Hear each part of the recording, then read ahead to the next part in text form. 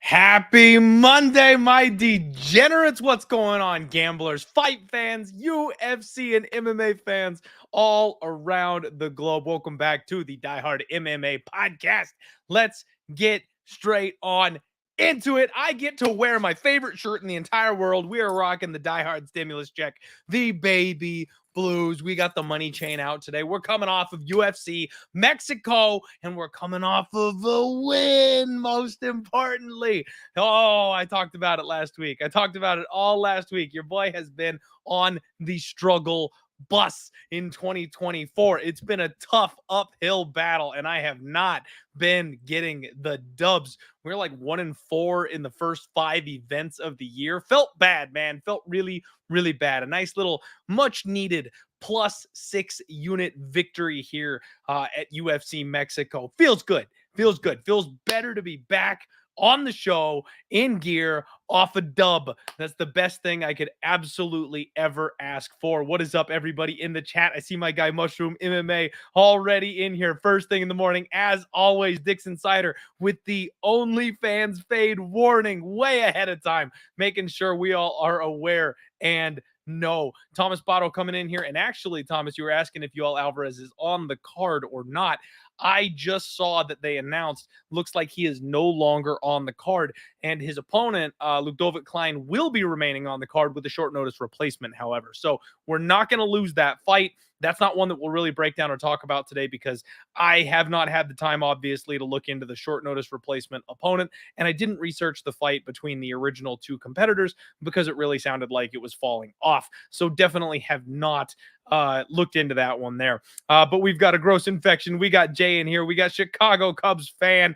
We got the chat popping off. Everybody do me a favor and smash the hell out of that like button. Let the people know what is going on. And yes, Dix Insider, Brandon Royval, not a broken foot. I believe he tore his MCL is what I saw that he posted out there today. So holy crap. Like we got, okay, so just brief little real fast recap, right?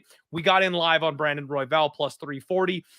Felt really good. Turns out he was fighting the entire time with a busted MCL. So impressive as shit for him to go out there, win that fight, out volume a former champion like Brandon Moreno, take all the shots that he did, and do it incredibly injured the way that he was. Wild night of fights. So wilder last week for me. As you guys know, there was no total takedown. There was no undefeated post-weigh-in show last week. I do apologize for those not being uploaded there to you guys.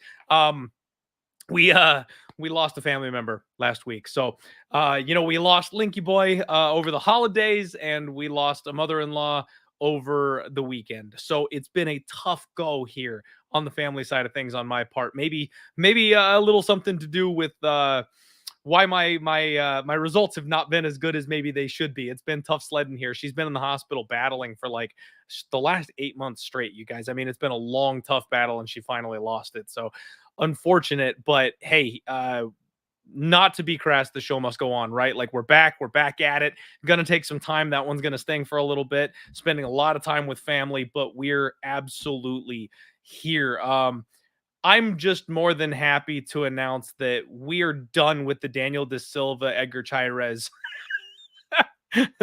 the battle between Edgar Chairez and Daniel De Silva. It finally got settled. Daniel De Silva came out hot and heavy at elevation, as one would expect. And he put an order in, and Edgar Chairez served him a Zilchalada coming out here on this one. The first round sub wasn't even close. Overdone. You got to think he gets his walking papers, right? You got to think so. The judges had no idea what the hell they were doing at UFC Mexico. Not a clue what they were doing. I took a stab on Claudio Puelles, And that fight never should have been a split.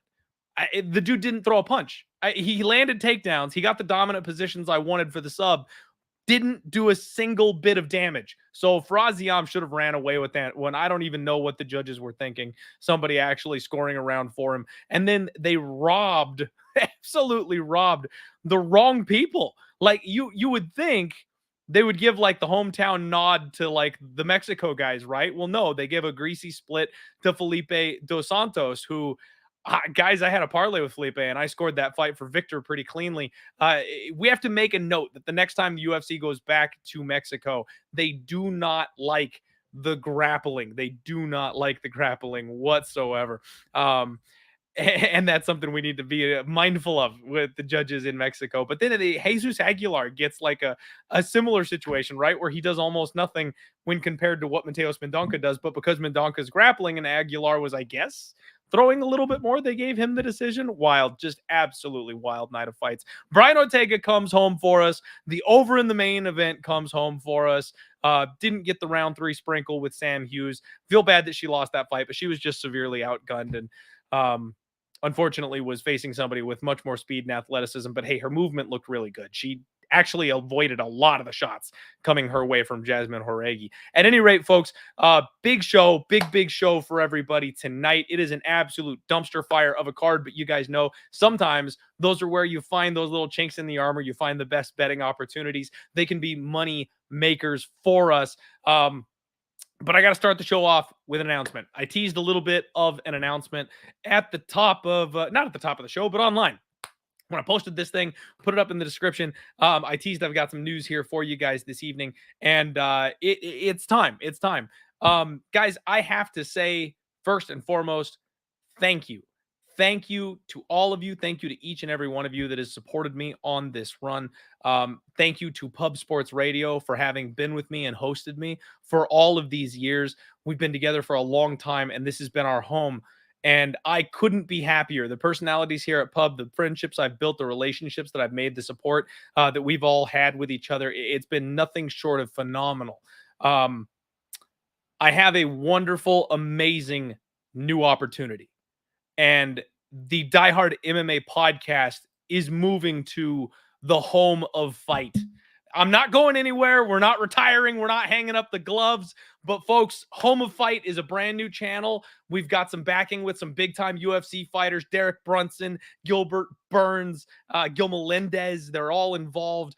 We've got a ton of people over there, a huge roster. Do me a favor. Follow Home of Fight on all your socials. Get on there on Instagram, on YouTube, on X. That is going to be where the Die Hard MMA podcast stays moving forward. I'm going to be doing my very first show for Home of Fight starting Monday, UFC 299. That'll be the kickoff for us at our new home location. This will be the last week of content for the Die Hard MMA podcast on Pub Sports Radio. So we will finish out the week. We'll still do the Total Takedown. We'll still do the Undefeated post weigh-in show. But moving forward, we are going to be on Home of Fight. It's going to be a fight-centric channel, everything covering UFC, everything covering MMA, and we've got big plans. We've got real big plans. There's a very real possibility for me to be much, much more involved than I have been in the past, and you guys know the goal, number one, as always, is for me to quit my damn day job and do this thing full-time, and that is the window we've got here. It's a wonderful opportunity, and again, I just from the bottom of my heart, thank you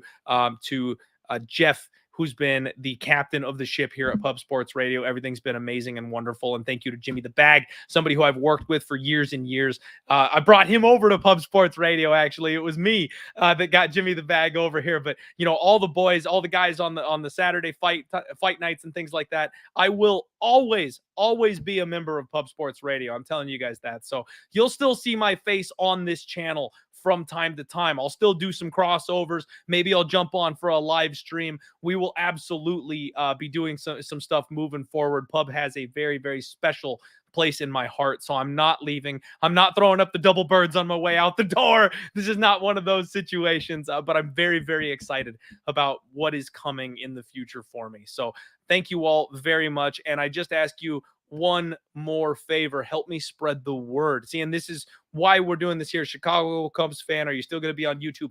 Yes. Home of Fight. Everybody, do me a favor. Go check out Home of Fight. That is going to be the new host channel for the Die Hard MMA podcast on all social media platforms. They have a YouTube channel. They have an Instagram. They're on everything.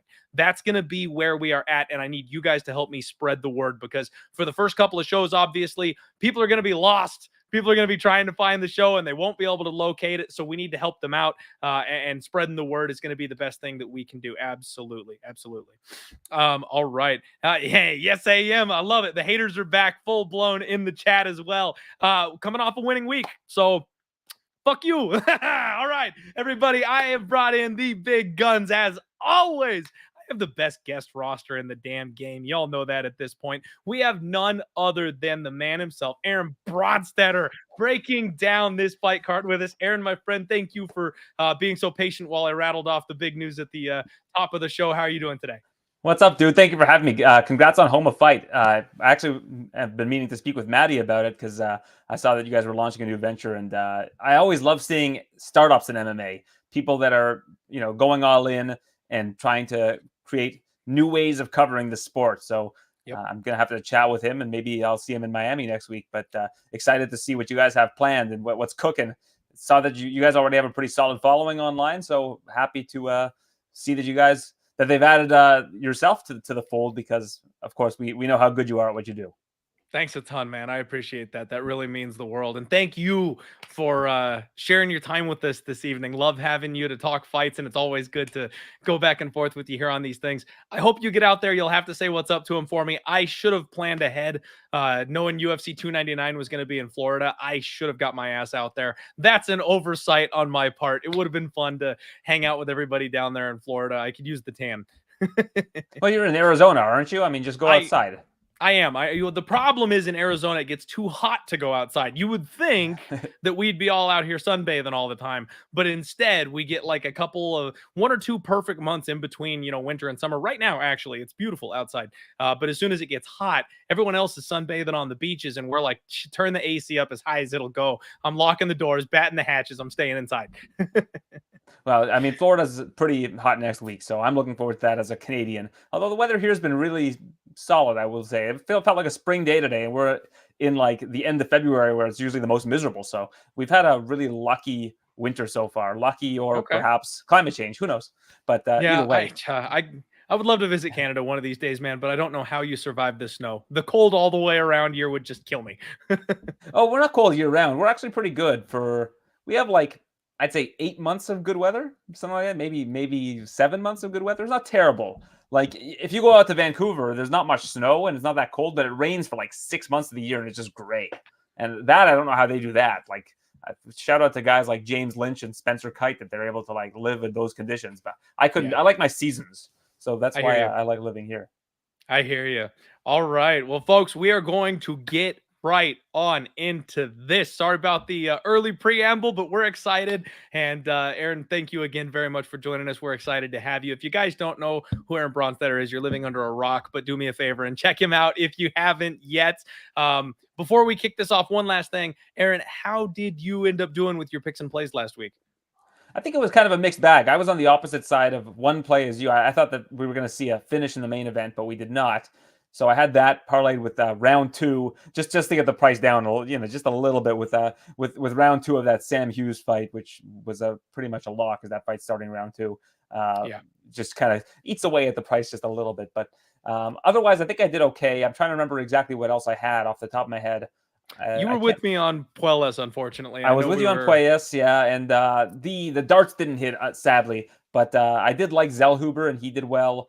And that was domination. And I liked Rodriguez in the flyweight fights, and he came through. So again, kind of a mixed bag. It's been sort of a mixed bag for me all year so far, but we are early in the year, so there's time to get back into it. I'm sad because my darts haven't hit at all this year, and usually my darts is where I do my thing is the long shots. I know you like those darts as well, so maybe we'll take a look at a couple of those for this card. Although I don't know if those lines are out just yet, but we'll see what we can play with. We'll take a look. Fingers crossed, man. I need to hit one. I thought I had one this week. I had round 3, 4, and 5, the TKO sprinkles on Brian Ortega. And the way he was roughing Yair up with big elbows and ground and pound, and then at the last second grabs a choke. I was like, no! I thought I had a big one. All right. Anyway, I digress. We've got By the fights to way, talk that about. Cuellar's pick. Let's just go back to that for a Oh, second. okay. All right. All right. I mean, this guy, he's like training at I think he's training at like, it's either Killcliff or AT. I think it's ATT.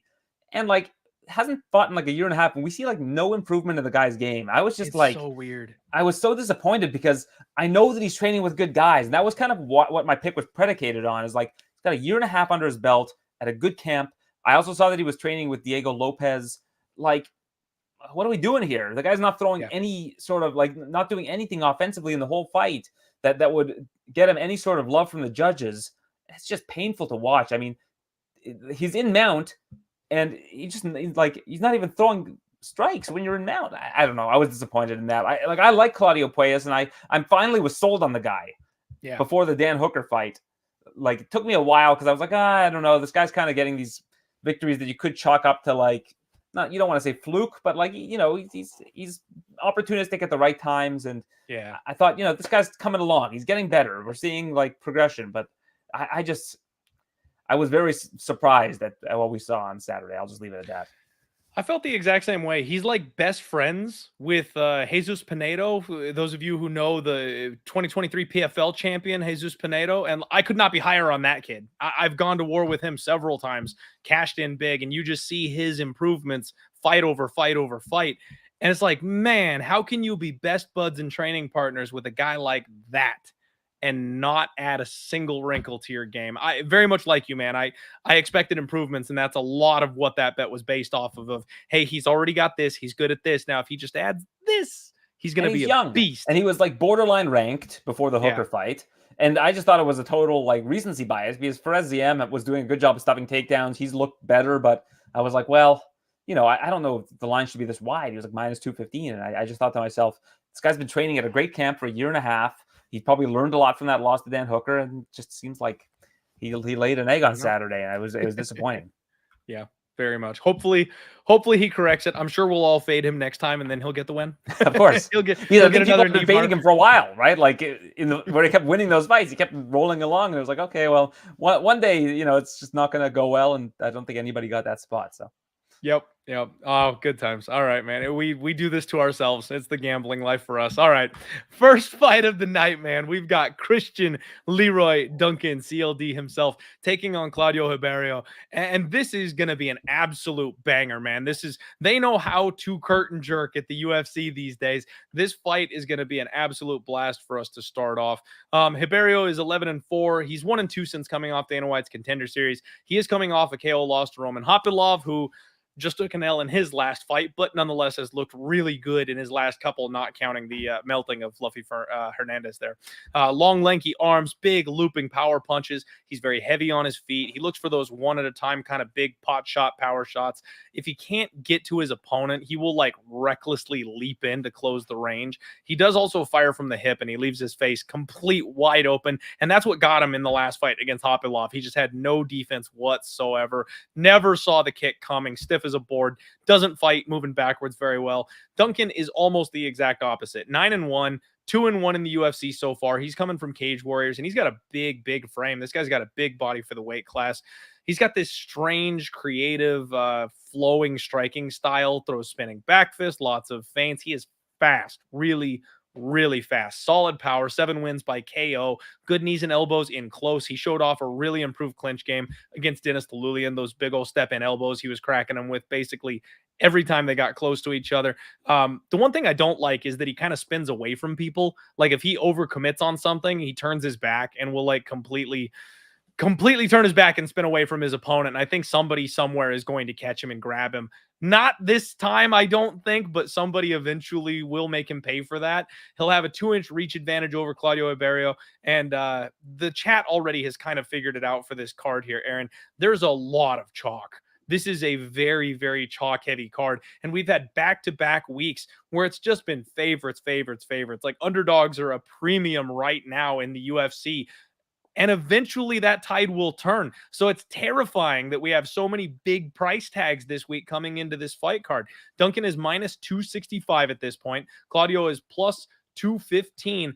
The problem for me is I think Claudio's really only got a puncher's chance, man. I think he's going to have a hard time finding Duncan on the feet when they're out there at range. And because of what we saw in the Hopilov fight, I think Duncan's got better kicks, arguably, than Hopilov does with the way he cuts angles and moves. He's much lighter on his feet. I think it's a Duncan spot where he should be able to find a late KO. If he doesn't find that knockout, he could probably just cruise his way to a decision, because I think Claudio's going to have a hard time touching him. Yeah, I feel the same way. I think that this is a spot where you look at round props for Duncan. You look at round 2 KO, round 3 KO, and you maybe even take both of them, because I think that's probably his best path to victory and the most likely path to victory. You know, Ribeiro is a guy that likes to throw caution to the wind, and you have the opposite in Duncan. He's very cautious. You know, he's not the kind of guy that likes to take risks. We've seen that in his recent fights. He's very opportunistic and likes to pick his spots. That's how I see this one going down. I think Ribeiro is going to try to, you know, throw the kitchen sink at him in the first round, see if he's able to hit him with anything. I expect Duncan to kind of start slow, but I think that as the fight goes on, we'll see Ribeiro start to tire and Duncan take over. I don't particularly see this fight going to a decision. The total is 1.5. I like the over in that. I think it's like plus 115 or something for the over 1.5. What I would really be interested in is the fight starts round 2. If you can get that at like minus 150, minus 160, I think that's probably a good spot for this one as well. But that's how I see this one going if I'm going to try to predict what I think is the most likely outcome, which is what I like to do for fights like this. Yeah, that makes a lot of sense to me. I'm not seeing the total. I don't have the totals up here yet on all the fights, so that's interesting that they set this one at 1.5.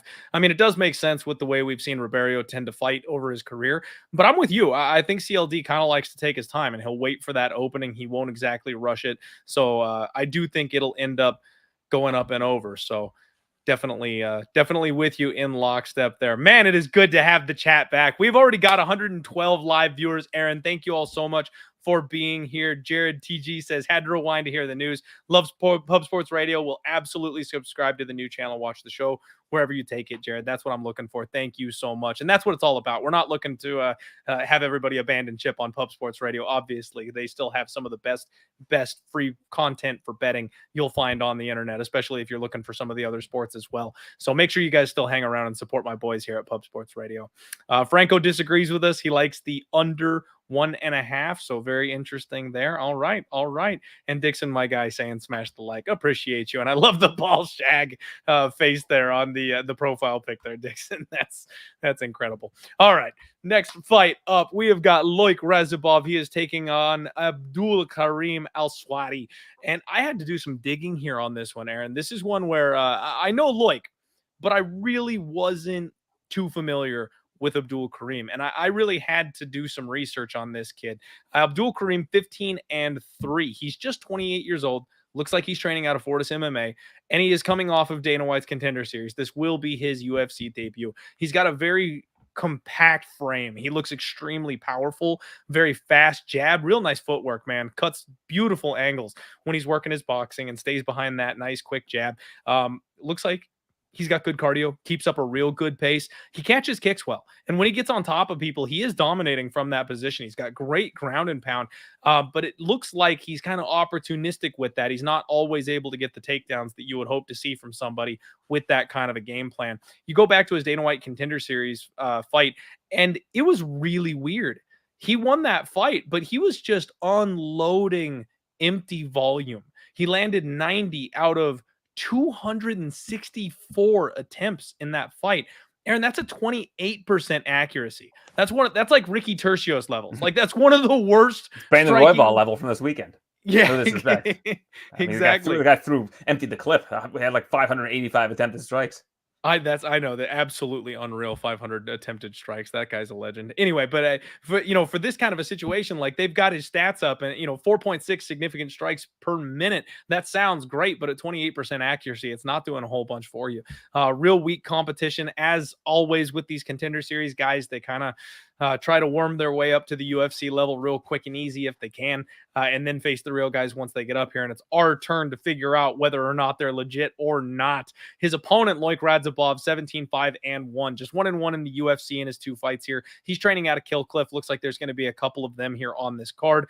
Finished in round 2 in his last fight by Mateusz Rebecki. I actually bet Loik in that spot, Aaron. I lost. He was a little plus 120 underdog or so in that spot. I felt like it was a close fight and that he was just kind of the bigger man with a very similar skill set. I thought that would be enough for us to go ahead and, like, you know, get the tip over for the win there. Boy, was I wrong. One of the things we talked about was his issue with cardio, right? He is a big, big boy, cuts a lot of weight to fight at this weight class, and he gets tired late in the fight. He does get tired and slow down, especially in the third round. And if he's on the back foot, that seems to be something that is exacerbated. And Loik put him on bottom, trying to force his way back up to his feet, standing back up. He just got melted. He didn't have the cardio to keep pace with Loik Radzhabov, and it really cost him. He got finished in that fight, and that's a real tough look. But he's got a big frame. He's a hard hitter. Big blast double leg on him, and he is really strong on top position. He's another mauler from up there. He knows how to make people carry his weight, rides the top. He attacks, you know, subs, rear naked chokes, arm triangles, trying to make sure to maintain that top position. He'll have a 3-inch height advantage in this spot. They'll have a matching reach based on the UFC numbers, but Loik, again, is going to be much, much bigger. Aaron, if there's a dog to be had on this card, I think it's Loik Radzhabov. You've got Abdul-Kareem, who's minus 165 at this point. Loik is all the way up to being a plus 140 favorite in this spot. Now, I've preached to everybody the Dana White's Contender Series fade angle, right? I have talked to death about it. If a fighter coming off Contender Series is favored over a guy who's gotten his feet wet in the UFC, pick them at best. You should not be favored unless your name is, you know, Bo Nickel. You should not be favored stepping into the UFC octagon over somebody who's been there before. And that's kind of what I feel like this spot is. Loik is going to be bigger than Al-Selwady. He's going to be, he's got a similar style, similar game plan to Al-Selwady. It's almost identical to the Radzhabov spot, except I don't think Al-Selwady is as good as Radzhabov is. So I think I got to go back to the well. I almost pulled the trigger, and then it tipped from plus 120 to plus 130. And I went, okay, I'm just going to watch. We got plus 140 now. Let's see how high this thing goes. But I think I'm going to be on the Loik Radzhabov side here. Aaron, what are you doing in this one? Yeah, I also think it's a dog or pass, but for me, it's more of a pass. I think that the thing that you brought up with the output, Loik doesn't have the most output. He's a guy that I think is kind of takedown reliant in order to get wins on the scorecards. And I think that's his clear path to victory is you take down Al-Selwady. But I think if this fight's on the feet and contested there, I think Al-Selwady is going to really outpace him and be able to do things that will be seen favorably by the judges. I think he'll outland him. And unless you see Radzhabov land a kind of a big overhand or something like that stumbles him, I think that's something that you got to be kind of mindful of here.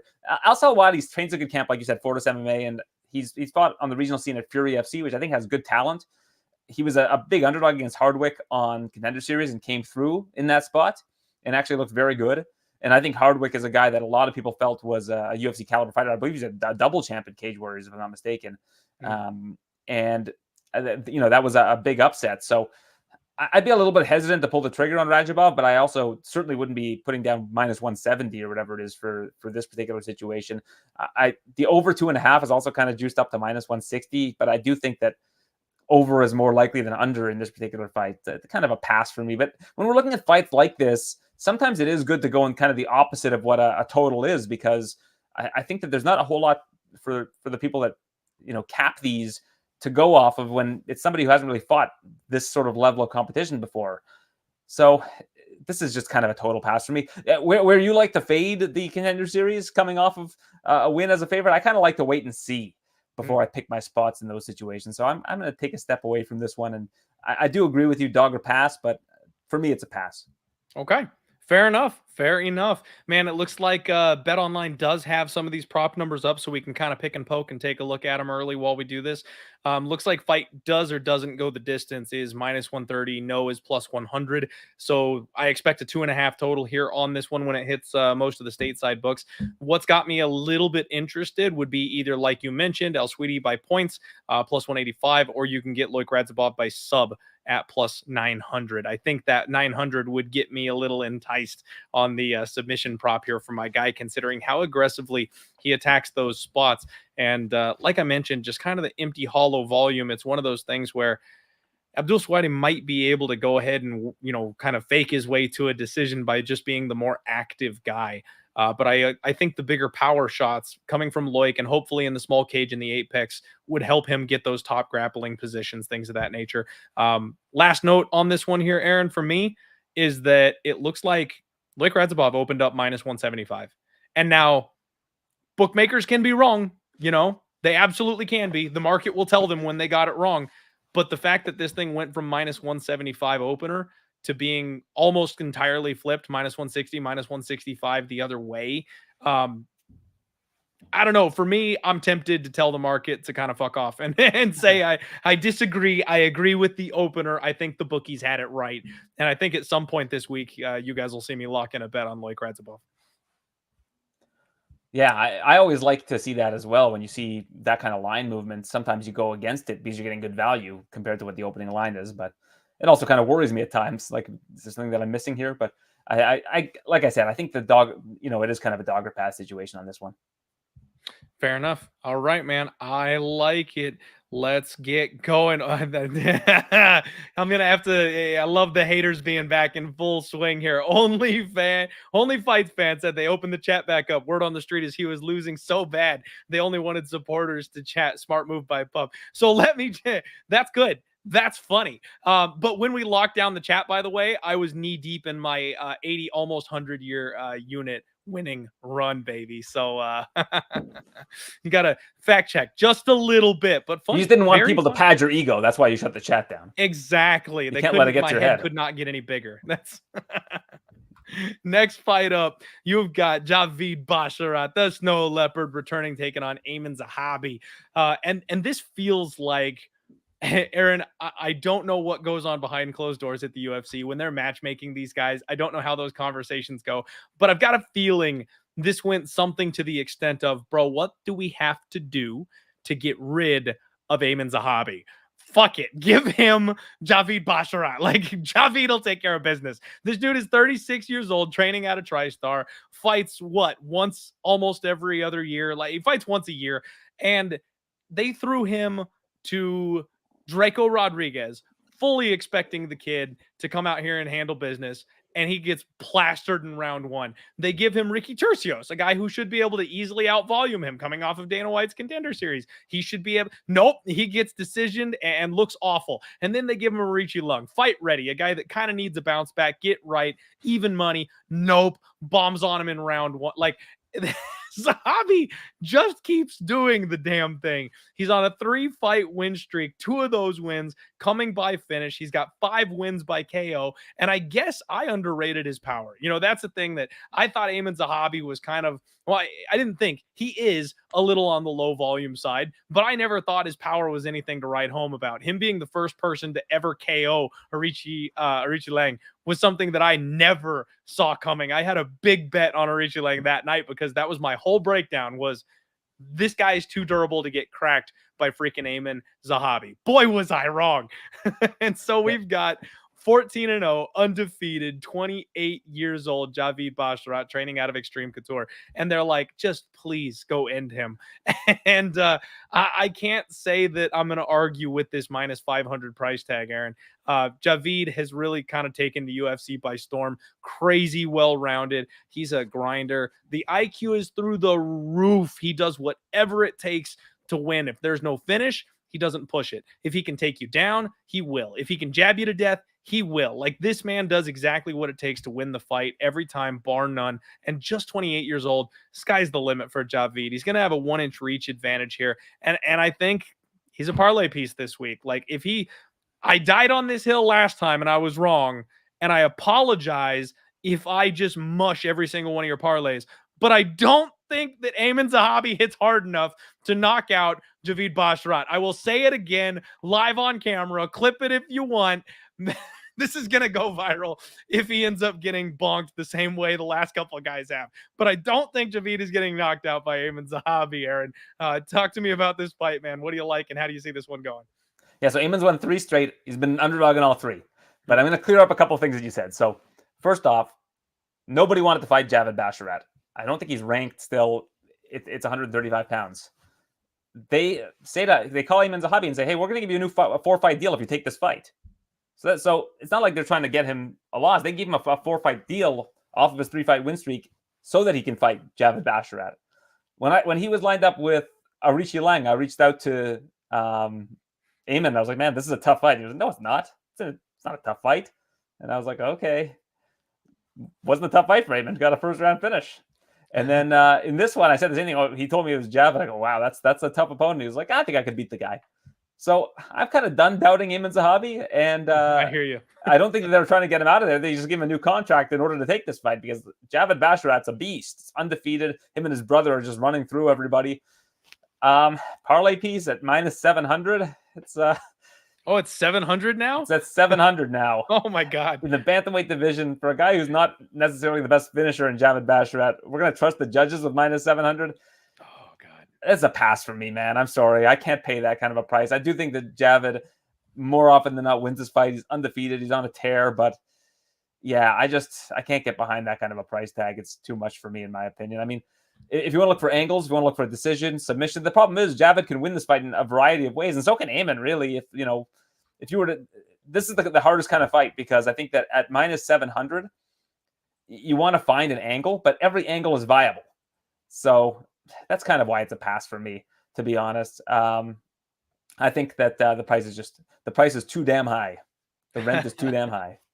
I hear you. I think, MMA locker room in the chat, Javid Basharat by decision at -155. That's gross. Like, that number is disgusting, but it's like looking back on the Merab fight, man. That was always the move. -120, -130 for Merab by decision was just the nuts. Like that, we all could have just gone to that, and I don't know how or why I let myself pass up that kind of a spot. I agree. I think Javid Basharat by decision is probably the most likely outcome, and I think that's the bet to make. But that number still, we're talking about -700 as a parlay piece being a little much.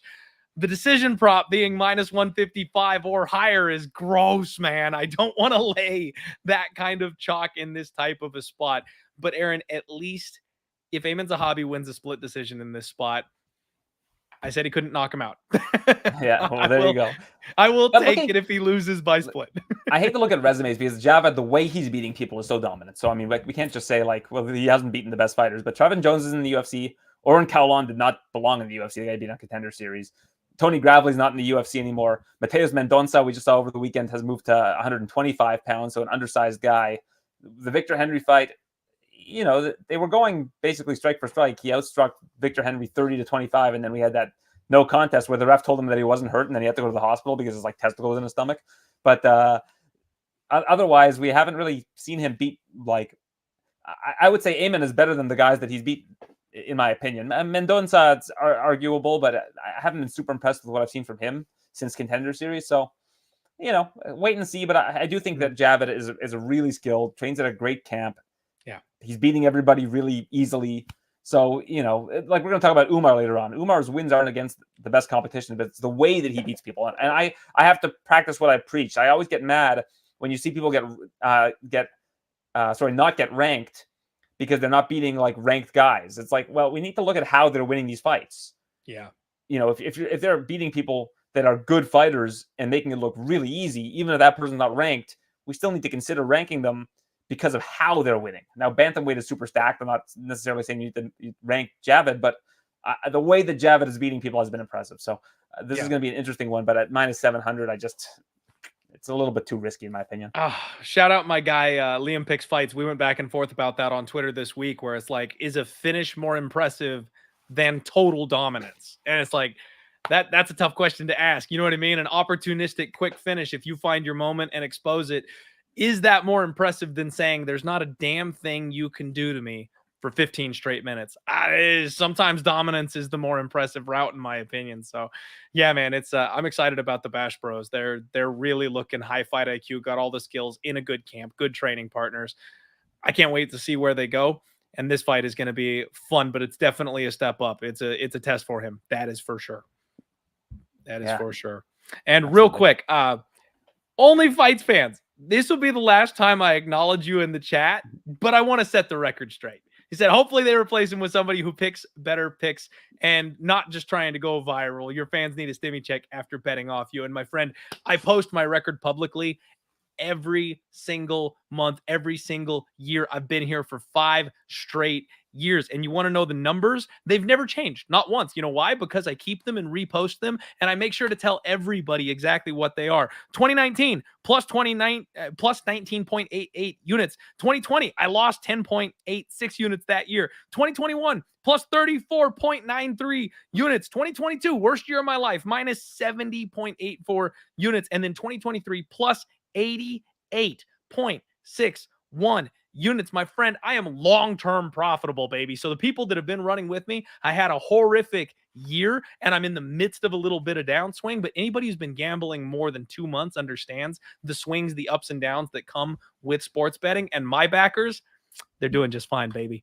And that'll be the last time we hear from you from the evening. Thank you very much for tuning in and watching my show. I appreciate the engagement. Just hit the like button while you're here. That's all I'm asking. Next up, you've got Eryk Anders, yo boy, taking on Jamie the Night Wolf Pickett. What are we doing? Aaron, you and I talked about this fight card as a whole being a little bit of a dumpster fire. And it absolutely is. I love Eryk Anders. He's a great dude on a personal level. He's a really cool person. He's got a great story. Love absolutely everything about him. But paying for Eryk Anders at minus 375, Aaron, in this economy, I can't do it, man. I started lining up like all the chalky parlay pieces this week. And one of the very first clicks I made was Eryk Anders. And then I was just like, oh my God, like, I can't do it. So Anders has this nasty habit of fighting to the level of his competition. He's a little on the low volume side. He's very physically imposing, very strong, very big, very powerful, and he hits pretty damn hard. Every once in a while, he'll crack somebody, and it looks like he's going to get that finish. But you go back and you look at the people that Eryk Anders has actually finished. Kyle Dawkins, maybe the chinniest fighter the UFC has ever signed. And even though he got the no contest or whatever over Darren Stewart, big, huge knee, looked like he was going to finish him, never actually did. Vinicius Moreira, the other chinniest fighter the UFC has ever rostered. And then some dude named Tim Williams back in 2018 with a Hail Mary round 3 head kick that nobody saw coming. Those are the guys at the UFC level that he's actually finished. 2 of the chinniest guys on the roster who were cut immediately after, and then a guy nobody remembers.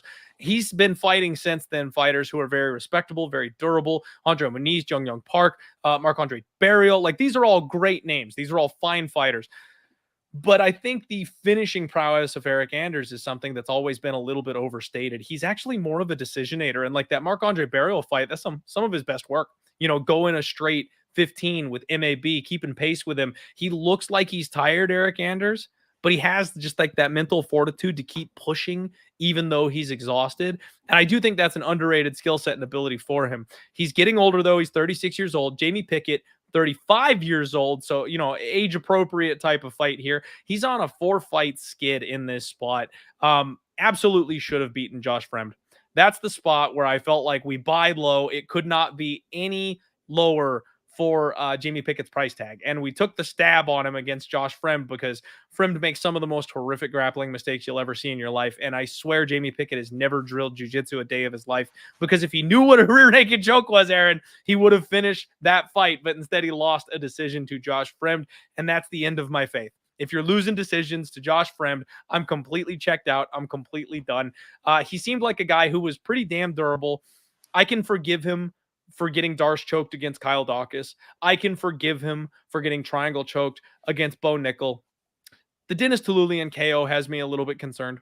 I can forgive him from getting nuked from the glass cannon Jordan Wright. You know, it seems like he's durable enough, but the Dennis Tuliulian one has me just a little bit eyebrow raised. I was listening to my guy James Lynch. You know, we love James Lynch in his interviews around here, and he got to speak with Jamie Pickett leading up to this fight, and he was talking about he mentioned not being healthy, Aaron. He talked about there was like a nagging injury and he refused to give up the body part that it was. And he was like, Eryk Anders is a cool guy, but, you know, I don't want to say it because I don't want him to target it. That it's like, oh, okay, so like not like health issues, not something that's like a disease or something. There's a body part of him that's been broken this entire time he's been in the UFC, essentially. And he's trying to say, he's not trying to use it as an excuse, but he's kind of bringing it to light now at this point that I'm just like, man, I have no faith that has anything to do with the way that he fights. He's so low volume. He wins. He does really well in round 3. And the thing with Jamie Pickett, Aaron, is I feel like he's got all the skills he needs, but he's not a fighter. He doesn't have that killer instinct. He doesn't want to hurt people. He doesn't press on the gas until he's down 2 rounds already. Like if he started the fight the way he fights round 3, I actually think Jamie Pickett could be a decent fighter, but he never does that. And we cannot count on him to do that at this point in his career. So I've got to pick Eryk Anders, but I throw up in my mouth just a little bit looking at minus 375. I kind of think it's an Anders by decision spot, though, Aaron. If we can get a little bit better on that number, I don't know that he's going to finish a guy like Jamie. And I would potentially, you guys know I'm insane, I would potentially take a look at live betting Jamie Pickett if Anders blows his wad looking for a finish, because we have seen him do that in the past. He is not training at Fight Ready for this camp, that if he goes for the finish and can't quite get there, that's leaving the door ajar ever so slightly for Jamie Pickett to work his way back in the fight. That would be the only way you could ever catch me playing Jamie, would be a live bet if I think Anders is absolutely gassed out of his mind. But Anders by points, it looks like, is plus 165. I could talk about that. What do you think, Aaron? I will preface this by saying that I will never do this again, most likely. I got to take the KO TKO prop with Anders. Like, the levels are so different here. I don't understand the point of this fight. Like, this was a fight that you and I kind of chatted about before, in the days leading up. Like, what's the purpose of this fight? Like, Jamie Pickett's the guy. If you have a guy that just won on Contender Series, that's the guy who they should face, is Jamie Pickett. That's like the litmus test to see what level you're at. We know what level Eryk Anders is at. Eryk Anders is a guy who's like, can hang with ranked fighters and usually loses to them. And people that are on the brink of being ranked, those are the guys he loses to. Any other middleweight that's unranked, that's kind of lower level, he tends to beat. And I think that just his athleticism and explosiveness, that, from his days of playing football at Alabama, like, we know this guy's one of the better athletes in the UFC. If he shows up with any sort of killer instinct for this fight, he's going to get a finish, in my opinion. I think at plus 275, it's actually really good value. But there are very few fighters that I would take Eryk Anders in 2024 to beat by KO and TKO. I think Jamie Pickett is one of those fighters. And I don't know what Jamie Pickett's injury was. I hope he is, healed from it. But I just don't think that this is the right fight for Jamie Pickett, for where he's at in his career. Like, you look at who Eryk Anders has fought. So he's 1-3 in his last 4. Andre Muniz gets submitted. I mean, that's not a shock. Yeah, it is what it is. Loses to Jun Young Park on volume, like everybody else who loses to Jun Young Park, even though he took Park down 3 times. Beats Kyle Dawkins. Close fight. Close fight. Beat Kyle Dawkins, who since being released from the UFC has won a championship at CFFC, and I think should be back in the UFC very soon. And then loses on volume to Marc-Andre Barriault in a close fight. And I think Barriault is levels above Jamie Pickett. I just got to go with Anders here to get the finish. I think that, I think it's probably, if it doesn't happen this time, it's probably the last time I'll ever do. In fact, if he doesn't win this fight, I think he's out of the UFC. But personally, I think that he gets a KO or TKO finish here. Okay, fair enough. We're picking the same guy, just different methods. I think we're going to see a lot of hugging in this fight, Aaron. I think my prediction is that Jamie Pickett gets cracked and sees some little birdies, and then they hug for another 12 minutes. And that's how we get to the decision. And real quickly, oh, baby, the man knows how to make an entrance. I got to shout out my guy, James. Lucrative MMA with the big $100 dono. My man, Clint. Wishing you the best of luck this week, mate. Same to you, Aaron. I enjoy your stuff. Let's crush the bookies, boys. If you guys don't know, now I know 90% of you know, our guy Lucrative is one of the favorite guests of the Die Hard MMA podcast. He hangs around with us every now and again, and then he goes in and jumps in his Lamborghini and drives around, the most beautiful beaches you've ever seen in your lives. This man is an absolute stud, and he has now made $100,000 in a single UFC betting night twice this year. For as bad as I'm doing, this man is doing better times 10, and he hangs out with us for some reason. Make sure you check him out. We'll get him back on the podcast as soon as humanly possible. I'm at 4 this year, FYI, so he's got some catching up to do for come on. Get with it here, James. You got to catch up to our boy Aaron. Let's go. I love it. I love it. All right, everybody. So the next fight, Aaron, is one that I think we're getting. We've got Raul Rosas Jr. and Ricky Turcios. It is listed on Tapology as rumored. They announced that they are moving it 1 week back. And then I think Ricky put on like his Instagram page that it was fake news and there's no contract and it wasn't actually signed or agreed to. And there's all kinds of things swirling on about this one. So we broke it down last week. We didn't have to talk too much about the X's and O's on how this fight plays out. You've got grappler Raul Rosas Jr., terrible takedown defense of Ricky Turcios. However, the cardio and volume of Ricky, it's a spot where at elevation, this could have got very interesting because we could have seen an easy round 1 or 2 for Raul Rosas. But if he didn't get the finish, Ricky's going to be extremely live late in that fight. Does the 18-year-old, 19-year-old kid manage his cardio appropriately that high up at elevation? Is he fully prepared? We didn't know. That's what made it super interesting to me. Now, if this fight is not at elevation, I am far more confident in Raul Rosas Jr. than I was previously. I still thought he would get the win, but I definitely think he'll get the win if he's not going to have that fear of gassing out. Apex is my guy VB in the chat. He said, hoping it happens. Apex is much better for Raul Rosas. Couldn't agree more. Another friend of the show there for you guys. And then the weird circumstances, Aaron, I think is more interesting to talk about in this fight than necessarily, again, the X's and O's. Raul Rosas Jr. is the one that pulled out of this fight. His father and team said that he was not feeling well. He was having a tough time, and they wanted him to be 100%. They were looking for him to be healthy. He wanted to compete. He wanted to fight. The team are the ones that threw in the towel and said, guys, we can't do it. He's sick. We got to call this. So if that is true and accurate, and this is not a ploy to get him out of elevation, I mean, that's a good corner. That's good dad. You know what I mean? That they're looking out for him because he's a fighter. He'll go in there and he'll lose and go out on his shield when he's 60, 70% of himself with a flu bug, something like that. Good for them to save the kid from making that kind of a mistake. Now, the flip side of this, though, is I didn't get to do a post-weigh-in show last week, like I mentioned, Aaron. Did you guys see Ricky Turcios? He's got like gaping open, flesh-eating beetle type wounds all over his chest. He goes to the weigh-ins, and you can see this clear as day. Like something's been eating this man alive. And then at the ceremonial weigh-ins, he comes in like my fat uncle at the pool with a shirt on. Like he's the only one hiding his body from anybody at the ceremonial face-offs. No doctor hired by the UFC could have possibly missed whatever is on this man's body. Like they're letting this fight go no matter what, but there's something wrong with Ricky Turcios. And if this fight does get rebooked officially, that's the first thing I'm going to be looking for is he still this staph infection or whatever it is that's all over his chest? Does he still have it? Because we've heard from fighters just how draining that thing can be. Staph can kill you. Staph drains you for months afterwards. So if Ricky does have something like that going on, I mean, ship the boats, man. It is all in. Apex cage on Raul Rosas Jr. Small cage, not elevation. Buddy is sick. Raul is taking this bad boy home. If so, have you heard anything? And what do you think of all the weird stuff? I personally don't think this fight's going to happen. That's my opinion on it. You can't make a guy fight. I know they were looking at making it a catch weight, but I just don't think this fight's going to happen. That's my opinion. If it does, I'm kind of with you. I liked Rosas last week. My hesitation was the elevation. Now that we're in Vegas at the Apex, where he's run through guys in the past, I like Rosas as a parlay piece. But at the same time, I'll believe it when I see it when they make the walk. But personally, I don't think it's going to happen this week. My opinion. I don't have any sort of insight on that. But aside from what Turcios put out publicly. Yeah, completely agree with you. My guy VB says, super weird. Never seen anything like that pre-fight. Maybe Raul saw that and fainted backstage. Maybe so. I wouldn't want to put my chest on that either.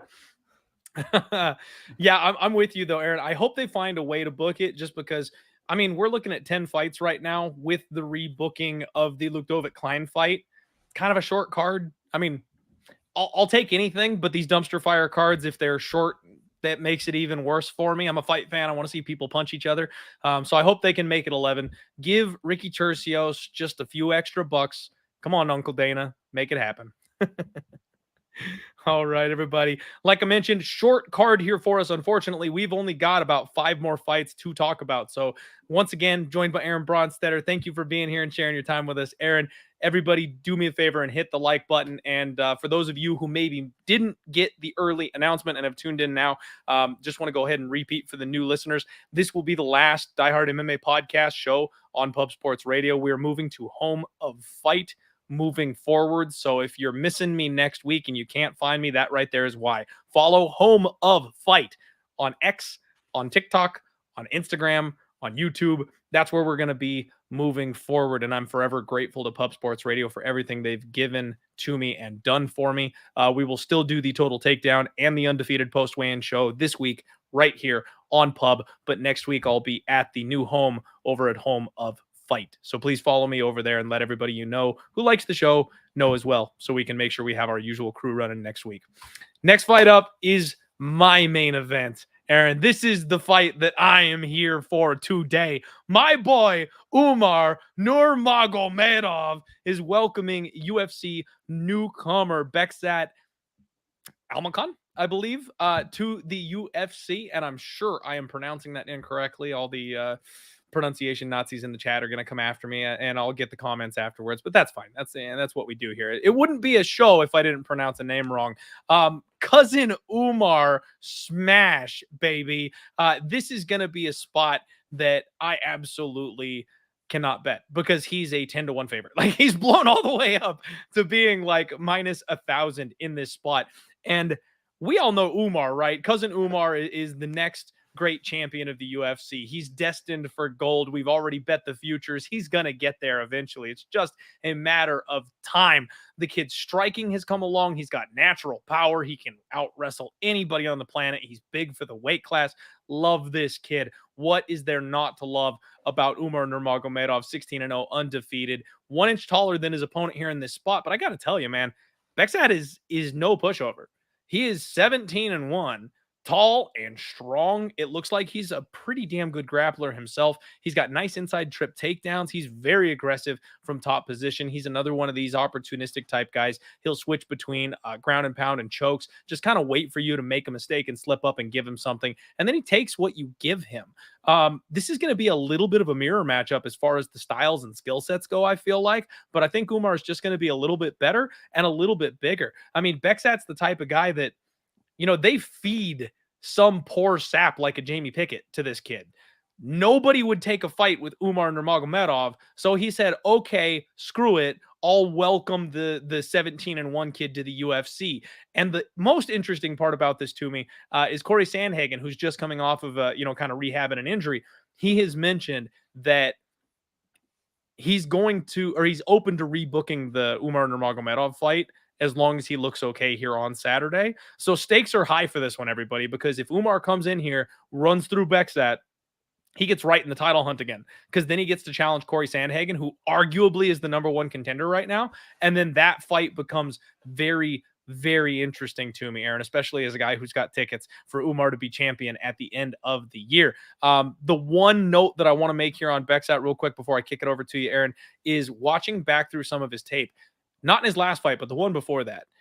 He got clipped badly in the first round by kind of a nobody. He did recover well enough. He did get the takedown and get on top. He did slow the pace down, and then he crushed the dude with a head kick in the second round. But he's not an unflawed fighter. And we've just recently seen the improvements in striking from Umar Nurmagomedov. You know, that Hani Barcelos KO that he's coming off of not too long ago just kind of really sticks out in the mind here to me.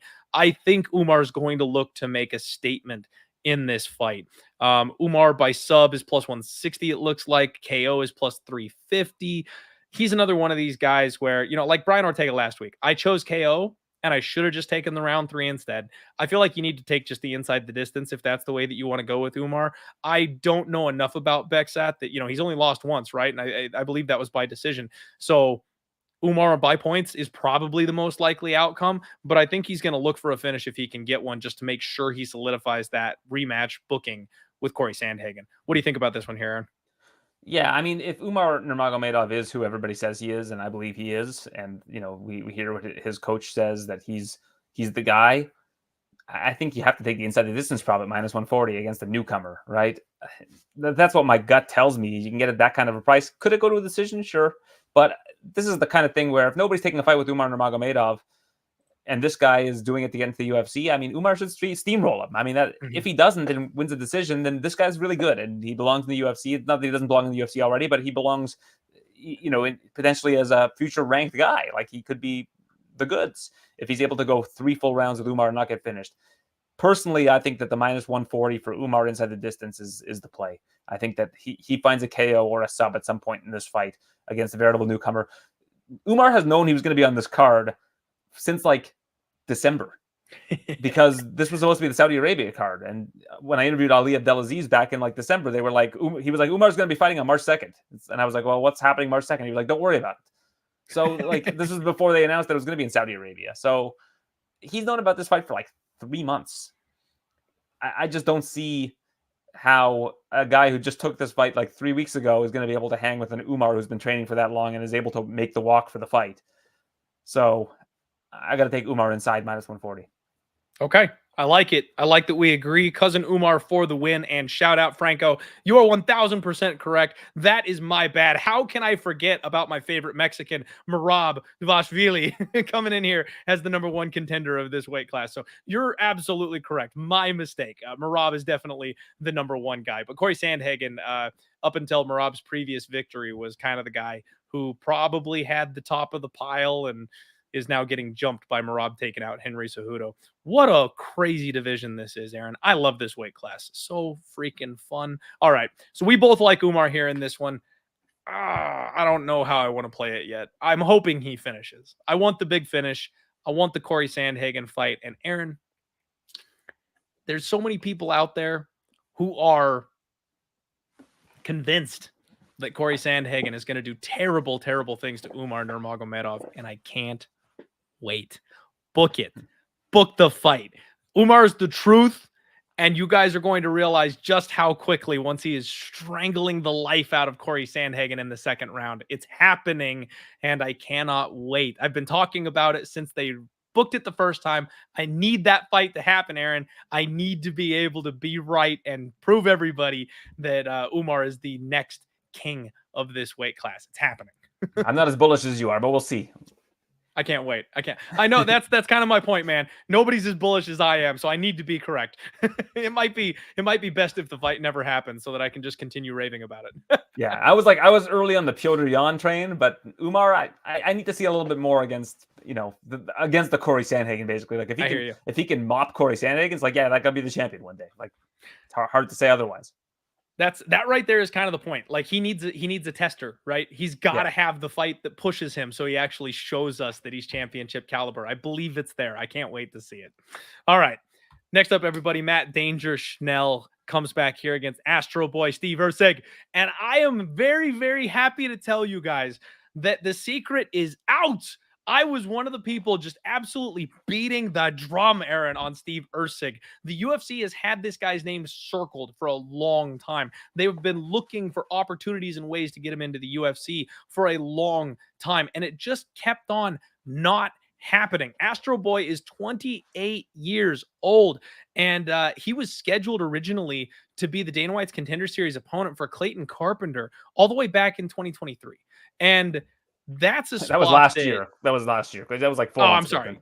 You're correct. That was only a year ago. But still, he comes into the UFC against David Dvorak, a guy that a lot of us felt like is a contender type of fighter, right? And just absolutely mops him. And then he comes in against Alessandro Costa and has a great, awesome back and forth fight. Still gets the win, does what he needs to do. And they're giving him Matt Schnell. Like, for this guy to go from, hey, we want you to take on this stud grappler, Clayton Carpenter, on Contender Series, to not forget it. We don't need to do the Contender Series thing. Just come on into the UFC and then get those two names and now Matt Schnell. Like, that tells you everything you need to know. The UFC likes Steve Erceg. They're pushing him. They're giving him good fights and good matchups. And this is a spot where I have to completely agree with the chalk. There's a lot of people this week that, like we talked about, the Eryk Anders spot, that I have questions about how just how good that chalk is. Steve Erceg is the good chalk to me this week, man. Minus 325. He's absolutely going to be a parlay piece for me here in this spot. Matt Schnell, love the guy. We've been a fan of his for years and years. And there's opportunities where he comes up and he does the damn thing because he's incredibly talented, incredibly skilled. But he is 34 years old and he's been knocked out 4 times. He's been submitted twice. He is a really life or death type of fighter. And he's at that age where we definitely start to see a dip at these lower weight classes. We did call the submission over Sumajiri, and then we called the knockout for both Brandon Royval and Mateus Nicolau. Like, we've been on point 1000% with Matt Danger Schnell, and I think Steve Erceg's going to knock him out. It's a spot where Schnell is a good boxer. He's got fast hands, but he doesn't have the stopping power to keep people off of him. People that are durable and strong are going to be able to get through to him. And that's exactly what Steve Erceg is. You could hit this guy in the head with a sledgehammer and it's not going to do a damn thing. He is stupid durable. So he's going to get into range. Matt Schnell is one of the best scramblers we've seen in this weight class. His jiu-jitsu is on point, extremely opportunistic, but Erceg is a black belt himself. He is very scrambly. He's big. He is strong. And I think his wrestling will take over. And if they scramble, he'll be the one who gets on top. And I just think the durability of Matt Schnell is something that it's been questionable for a long time.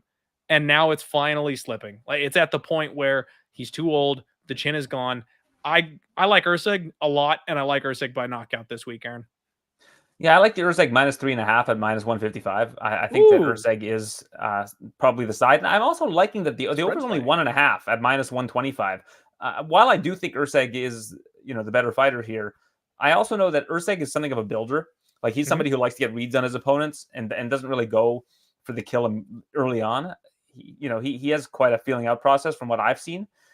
So I kind of like this over 1.5 at minus 125 for a flyweight fight. But the Erceg minus 3.5 stands out to me at minus 155. I think if you're going to play conservative and go with, margin of safety, that's kind of what I'd be looking at on the Erceg side. Okay. No love for the flyweight unders, huh? You know what they say about those? No, what do they say about flyweight unders? Just flyweight unders is an auto bet, man. That's at 1.5 rounds? At anything. Flyweights go out there and they get their business done quick. All right. Well, I wish that would have held true this past weekend in the main event when I took the under and you took the fight goes the distance. So maybe we got to practice what we preach a little bit here, Clint. Yeah, absolutely. You know what I think I've noticed, Aaron, is that it's the high level fights that go over.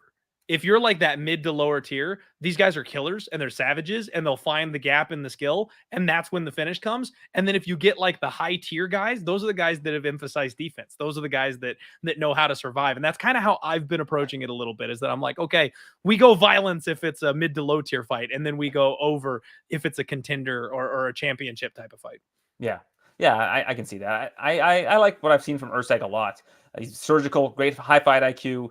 And that's why I kind of like that over 1.5, but maybe I'll end up being on the wrong side of that. But if I was to make picks that I was very confident in, I like that over 1.5. I don't mind it. I really don't, because you're right about Steve Erceg. And that's kind of the way that Matt Schnell plays things too. Like I mentioned, he keeps the distance. He tries to box. He tries to kind of move backward and set up traps. And if both guys are a little slow starting, in this case, you might get that over. And I will tell you, if we're going with my theory of high level versus low level, I think this is higher level than people are giving it credit for. Like, Matt Schnell is high level as shit.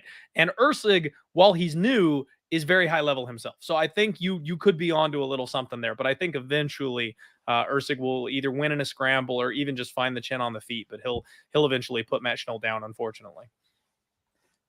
Yeah, shout out. I think it's an interesting one for sure.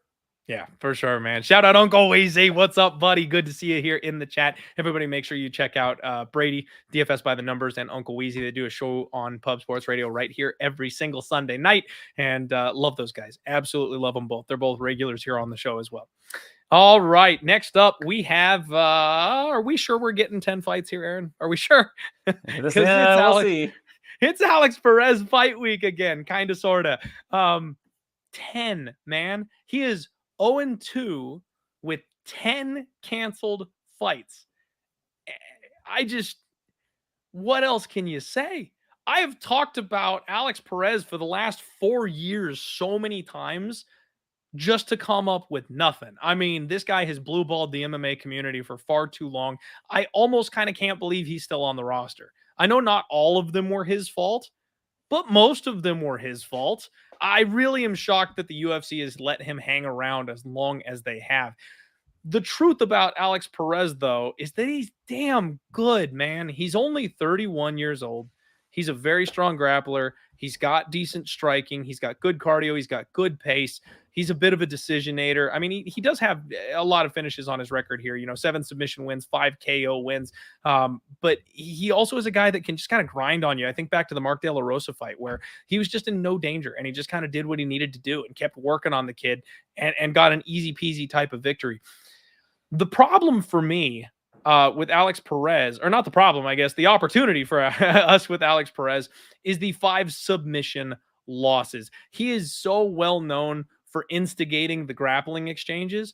He's the guy who's always in the dominant position. He's the guy with a 77% takedown defense rating. It's very difficult to get a takedown on Alex Perez. Usually he's the one doing it, but he still gets tapped. The submission defense has just never been all the way there. Guillotines, arm bars, like this dude makes mistakes even when he's the one on top of people. And that's a good setup for none other than Muhammad Mokaev. 10-0, still undefeated, 23 years old, gave everybody with parlay tickets a heart attack against Tim Elliott last time out because, oh boy, Aaron, if you check those judges' scorecards, Mokaev was down 2 rounds. Like, he needed that finish. Otherwise, that shiny undefeated record and hopes to being the youngest UFC champion in history, all right out the window. Just gone. He pulled it off. He managed to find that little hole, in that little chink in the armor against Tim Elliott, choked him out in the 3rd round, got the damn thing done. And honestly, that's what I like to see in my young up-and-coming contenders. They're never perfect. They're never championship caliber right out the gates. These kids take time to season. They really do. But when you get someone like Mokaev, like Blanchfield, where they have the worst performance of their life, they've got their worst night at the office in front of everybody, and they still find a way to pull off the win. Those are the ones where you go, you know what? We got our vet lesson. We got our hours in the octagon. We got our experience, and we kept the win. That's like win-win-win for these young fighters. Build the confidence, get the experience, face the adversity, but they still got the damn thing done. And I think those are the opportunities where you see those people and just circle them, man. Blanchfield's looking like she's going to be headed for a title here in the near future.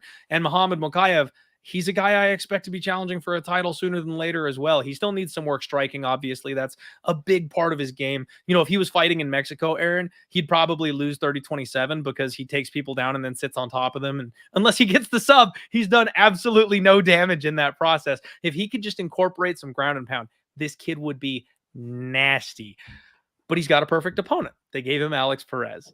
I really think this is the UFC just kind of being done with Perez. If he doesn't make weight this fight, I guarantee he gets cut. And if he gets in the octagon, I guarantee he gets tapped. I think this is Muhammad Mokaev, and I'm pretty sure it's Muhammad Mokaev by sub, man. Yeah, Perez needs to make the walk this time. I mean, that's for certain. But one thing I've noticed about Alex Perez in the last couple of years, he's been cornering a lot of guys. And that to me is interesting because it shows that he's been working on a lot of strategies, game planning, and has been involved with fighters in his gym and things of that nature. I'd be too scared to take Mokaev in this spot. This, to me, is one where I'd look at it from a live angle. Like, if Mokaev can get the takedown in the first rounds, then I think he's going to win that fight. He'll probably be a big favorite after round 1. But we have to remember the scoring criteria, and that is the enemy of the style of Muhammad Mokaev. And you mentioned Tim Elliott was up 2 rounds. I had Tim Elliott up 2 rounds because he was the only one landing strikes in those first 2 rounds. Mokaev's wrestle, not doing anything that equates to damage on the judges' scorecards. Nothing. And he does this in almost every fight. But he's gotten lucky because he's able to get these finishes. And, he's good in that sense. He's not a criteria fighter. And if this goes to the judges' scorecards, you got a guy in Alex Perez who has good hands. He's got crisp boxing. He's got decent power at flyweight. I'd be a little bit worried in the spot. And I don't know what to expect from Alex Perez. And that's why this is a total pass for me altogether. Because I know what to expect from Muhammad Mokaev. Great wrestler. Is able to find submissions, very opportunistic. But if Alex Perez is still like a similar level to where he was, I mean, he's 1 fight removed from fighting for a championship. That's one thing we have to remember. I know you mentioned he's had 10 fights that have been canceled during that span. He's 1 fight removed from fighting for a championship. This guy, if he still is what he was, and he's still a relatively young guy. I just can't pull the trigger on Mokaev at this price, and I need to wait and see what Perez has left before I could confidently take anything in this fight. I respect it, Aaron. I respect it. I understand it. It makes perfect sense. I just, man, I feel like this is the low hanging fruit, and that's something I've been working on, is grabbing it when it's presented. And the fact that we've got a history of Perez, even when he's dominating a fight, just giving up his arm, just giving up his neck. You've got a stud grappling kid in the apex, no less, in the small cage. If we were in like a big pay-per-view and we got the big cage and he's got to chase him, maybe I feel a little bit less confident about it. But considering it's the apex, we know Perez is going to grapple. And if he doesn't want to grapple, Mokaev's going to be able to find him in there. I think eventually we end up in a transition. And I think Mokaev just keeps rolling, man. I think he's going to do it again. Plus 185, kind of gross for a submission prop, but it's a pretty clear path to victory. One of these days, Aaron, one of these days, Muhammad Mokaev by KO TKO is 11-1. He's going to backmount somebody and just like pound them through the floor with an elbow. and it's going to ruin everybody's night with the sub prop. I pray it's not this week, but it's going to happen. Yeah, we'll see. But I don't know. It's a wait and see for me. I just don't know what to expect from Alex Perez at this stage in his career. And that makes it difficult for me to take the other side. I just don't know what we're going to be getting.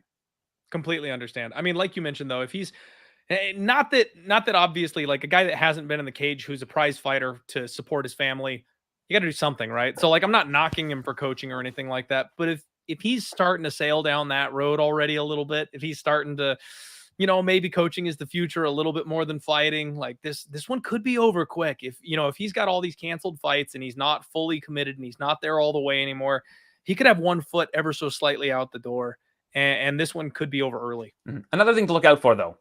If round one takes place and we got Alex Perez and he's boxing Mokaev up on the feet for a minute, and then Mokaev spends the next 4 minutes hugging him and taking him down and not doing anything, and you can get a live line on Alex Perez at plus 400 after round one, you take that plus 400 every day. Yeah. And you run and you hope for the best, but just remember the criteria. Look at how many strikes are being landed. Even if it's not the highest quality strikes, it's still better than no strikes with no submission attempts.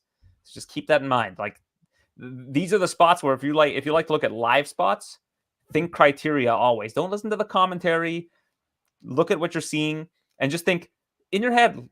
Think of it like, you ever go to the amusement park and you have those games where you're shooting the water hole with the racing. The horses are going there and you're trying to shoot the bullseye, and then whatever horse gets to the end first wins. Picture every strike being the horse moving a little bit. And if there's a big strike, picture the horse moving a lot. You're hitting that bullseye. But if you're seeing grappling and you're not seeing any sort of submission attempts, the horse ain't moving. Just got to remember that. That's a great analogy, man. I like that. I like that a lot. Oh, man. All right. You heard it, folks. You absolutely heard it. Aaron nailed it. Let's move on, though, man. We have got the co-main and main event coming up next. This one's going to be a quick one tonight, folks. Sorry, short card this week. We've got Vitor Petrino. He takes on Tyson Pedro. And I am a well-documented known hater of Tyson Pedro, Aaron. I really am. Not for anything the guy has done. He's not a bad guy or anything like that. But I just feel like he's constantly been overrated his entire UFC run. And I've been looking for opportunities to fade him wherever possible. 32 years old. We absolutely nailed the Modestas Pakauskas line when he came in there and came in as like a big plus 200 underdog, I want to say. Got that win over him, felt good about it. And then unfortunately tried to go with the pleasure man, Anton Turcali, and he got absolutely nuked by this man in the first round. But that's just it. That's the thing. It's all round one for Tyson Pedro. He's a monster early, Aaron. He's a finisher. He's a beast. But he's round one or bust. He's got 5 KOs, 5 subs. That speaks to his well-rounded skill set. He's another one of these opportunistic sub guys. Hurts you on the feet. You come in, change levels, and he grabs your neck. Like, he just takes care of it however he needs to. But he has all of his finishes in round one, unless you're talking about Mauricio Shogun Rua. He did get that one in round 3. But this guy's got cardio problems. He's just never fought anybody who's been able to really expose those cardio problems. Like, he's been able to get through guys like You know, back in the day, 2017, he got Paul Craig out of there in round 1. We all know Paul Craig's a little bit chinny. It is what it is. You know, he got Ike Villanueva and Harry Hunsucker out of there in round 1. Big shock. And then he faced my guy, the Pleasure Man. I thought he was going to be tough and durable enough to kind of extend the fight and be like a Modestus and be able to get this thing going a little bit deeper where his cardio could take over. But he's a fight fire with fire type of guy, and that didn't go well. So he ended up losing here. I'll tell you, Vitor Petrino is a fight fire with fire type of guy, and that's what worries me. 26 years old, undefeated. We got a lot of those on this card, undefeated fighters. 7 wins by knockout. I will forever lament the first ever submission he ever caught in his life against Marcin Prachniow because I was heavily invested in the knockout prop that night, and he just kind of decided he wanted to get it done by sub for the sake of his record. Jerk. But then he went back to his knockout ways immediately against Modestus Bukauskas. And I kind of think we're going to go back to those KO ways here against Tyson Pedro. The thing I like about Petrino is that even though he is a swing and bang type of guy, look at his finishes.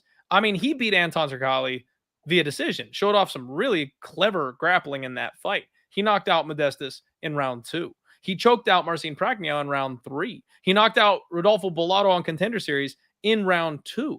Like, this is not a guy who's coming out here and just giving it to people and providing openings. He's actually very defensive. And because of that, I think he can do what I thought Turcali could do. And that's get out of round 1, let Tyson Pedro slow down just a little bit, and then it's fish in a barrel from there. I kind of like Vitor Petrino round 2, round 3 KO in this spot. When FanDuel releases those combo bets where you can get multiple rounds and finishes, that's probably the way that I'm going to look at this one. But parlaying this guy up, these big chalky money lines, folks, we've talked about it all night, that is a tough ask against a guy like Tyson Pedro, who can ruin your night in round 1 against damn near anybody. It's Petrino for me, but I probably would look KO or, like I mentioned, maybe the later round props. I'm a little scared of that money line, Aaron. Yeah, I'm going to be looking at Petrino wins in round 1 or round 2. I think you can get that probably at plus money. The line on him to win in round 1 right now is plus 275. Round 2 is plus 400. I think that we're going to see an early finish in this one. But the one prop that kind of is sneaky here is Tyson Pedro by sub is plus 1400.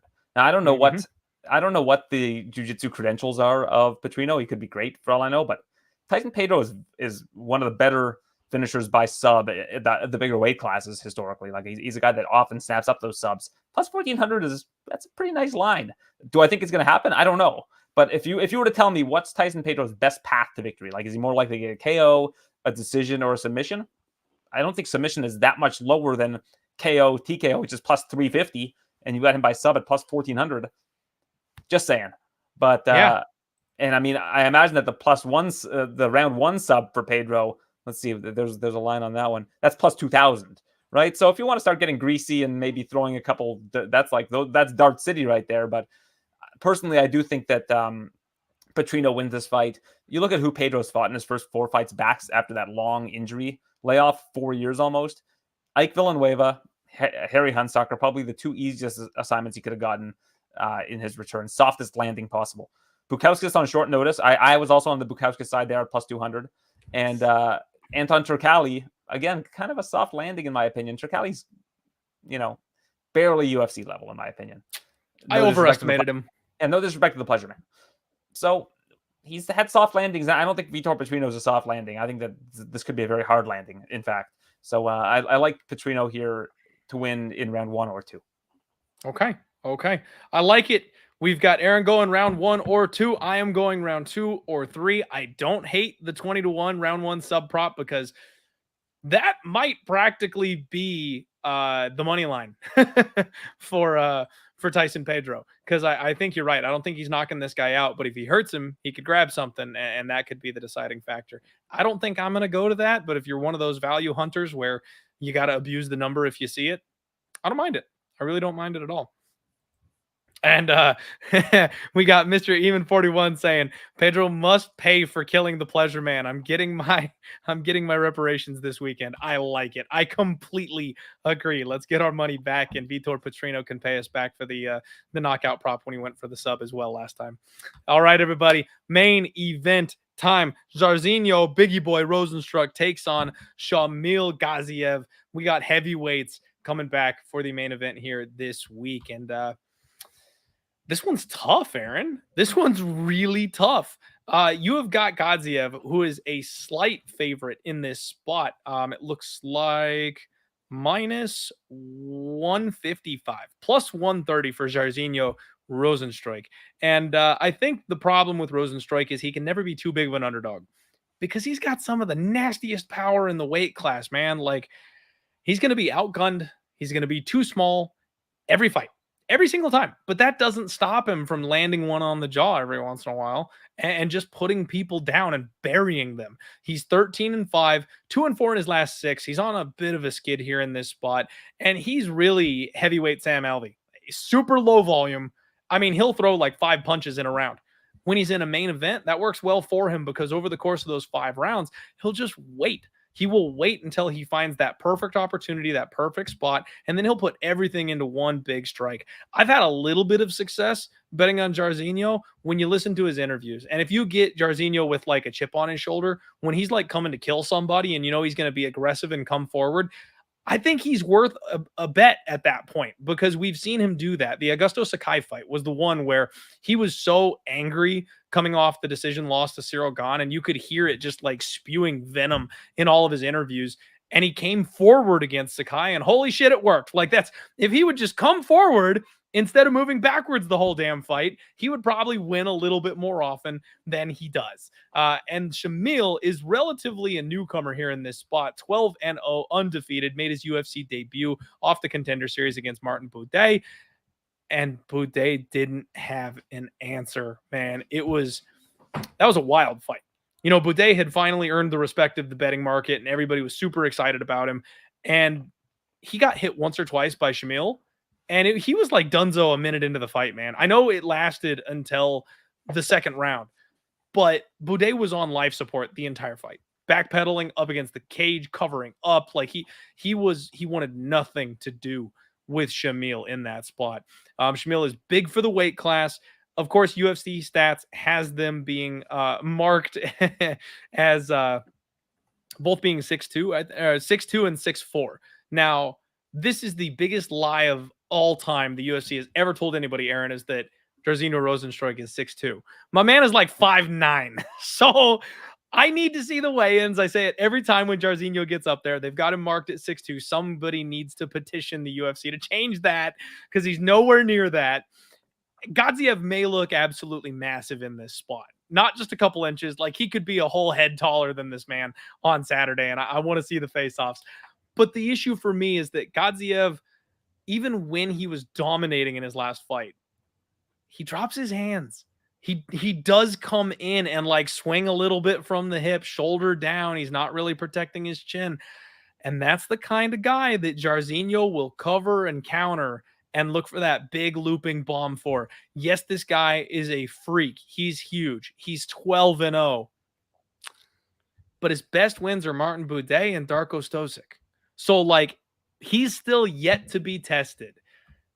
I can't lay the minus 155 at this time because I don't like betting Jairzinho fights, man. I've done it a lot recently, and I've lost a lot on them because I don't know. I said I had some success betting on him. That was earlier, I guess, when he fought, like I mentioned, when he came on Augusto Sakai. But I've been kind of zigging when I should have been zagging recently with Jairzinho. So this is probably a pass for me.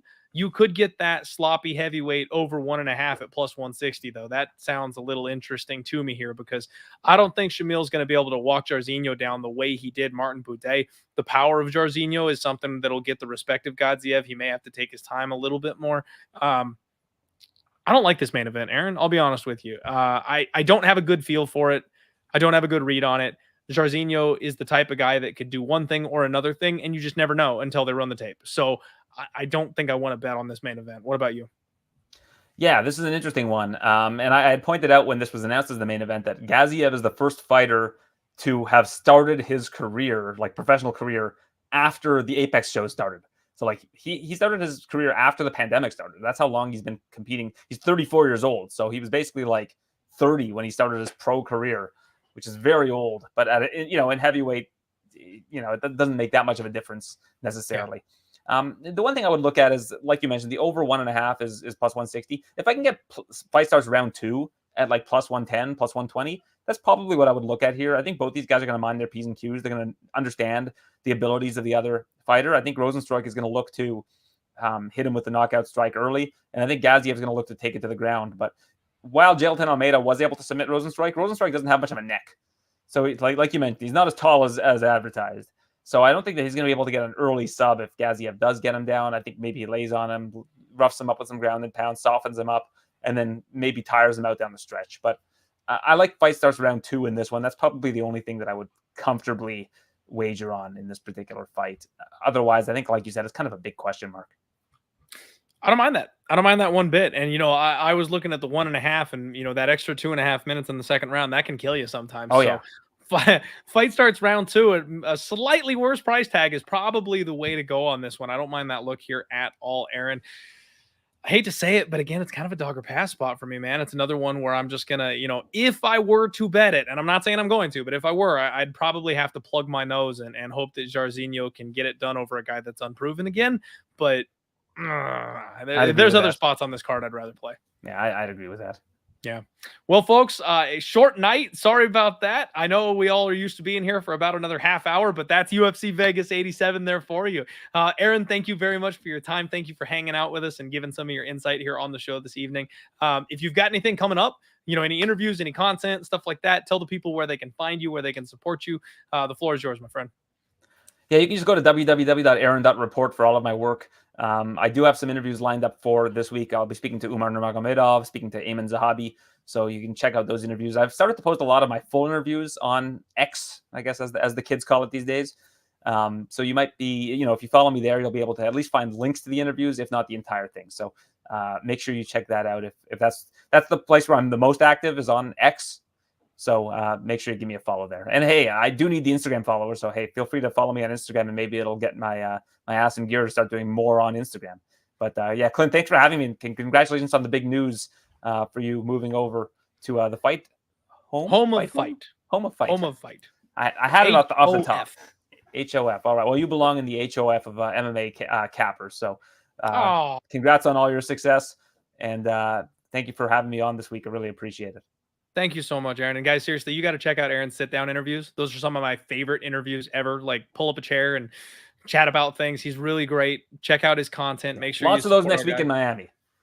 Oh, yes. Love it. That's going to be a great card to get those too. The personalities and the lineup at UFC 299 is fantastic. That's going to be a real fun card to do those sit-down interviews, man. Benoit Saint Denis forever. Let's go, baby.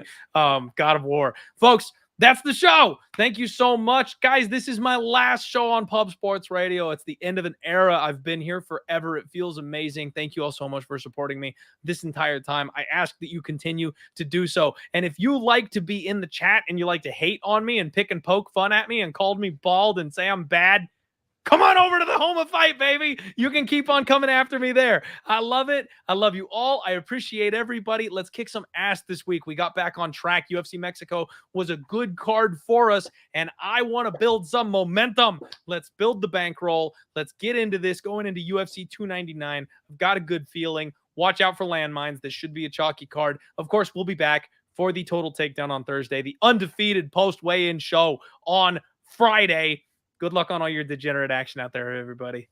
Let's roll. Make sure you check out Home of Fight. Follow me on Home of Fight. Later.